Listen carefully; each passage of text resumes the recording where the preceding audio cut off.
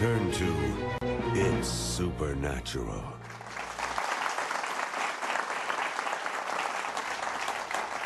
Okay, I promised you we would find out this great Catholic astronomer, the #1, is operating with something called Project Lucifer. What is that? Well, up on top of Mount Graham in Arizona, there's an observatory complex. It consists of 3 very high-powered telescopes. One is the Vatican Advanced Technology Telescope. There's a radio telescope, and then there's one called the Large Binocular Telescope. This is the most powerful telescope in the world. In fact, they told us they can get better images of space than the Hubble Space Telescope can. Now, attached to this telescope is an infrared camera named Lucifer, which is really a kind of an odd name for a camera. And you know, from the information that we gathered, this thing was named by the Max Planck Institute and some German astronomers. But the Vatican is part of this conglomerate up there, and they're all working together. Now, what this instrument's used for is astrobiology, for looking for exoplanets, looking for other worlds. And the infrared spectrum is also very useful for seeing things that can't be seen with the naked eye. And many UFO researchers have noted that you can see a lot of ships and entities that you normally can't see. Tell me about what the Vatican astronomers are telling you, or what others, experts, I mean, you had a research team. Right. Tell me a few of the things they're telling you. Well, first of all, the day that we spent on Mount Graham, the entire day there, we had the Jesuits speaking to us face to face. We also had systems engineers. It was astonishing, the access that they gave us. And one of the things we found amazing in the use of the Lucifer device and even the other telescopes is how commonly the astronomers spoke of UFOs. We were just taken back by the fact that it was almost a nuisance to them that there are so many. I have to tell you, UFOs, I mean, I think that's like science fiction, to be quite candid with you. But I told my staff about this interview, and one of the staff members said when he was 12 or 13 years old, he saw a UFO, and they visited him and talked to him. I mean, and that's just a small group of people. And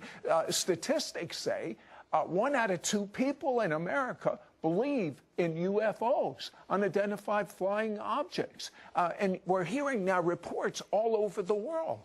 Well, and a lot of Christians have saw them too. My wife and I were crossing over a mountain one time when a circular silvery device dropped down from the heavens, shot around, done all kinds of things we couldn't explain. We didn't know if it was an angel, a demon, or whatever it was, but it certainly was what people describe as UFOs. And so the phenomenon, to me, is certainly real. Then, of course, you begin defining what it is. Well, to the Vatican and to the astronomers... But wait a second, it's demonic. Why would the Vatican be studying this? Yeah, well, not only are they studying it, Corrado Balducci, who was the spokesman for the Vatican, he was their official mouthpiece concerning the alien presence, not just the reality of aliens on other worlds, but an alien presence that is here on Earth now.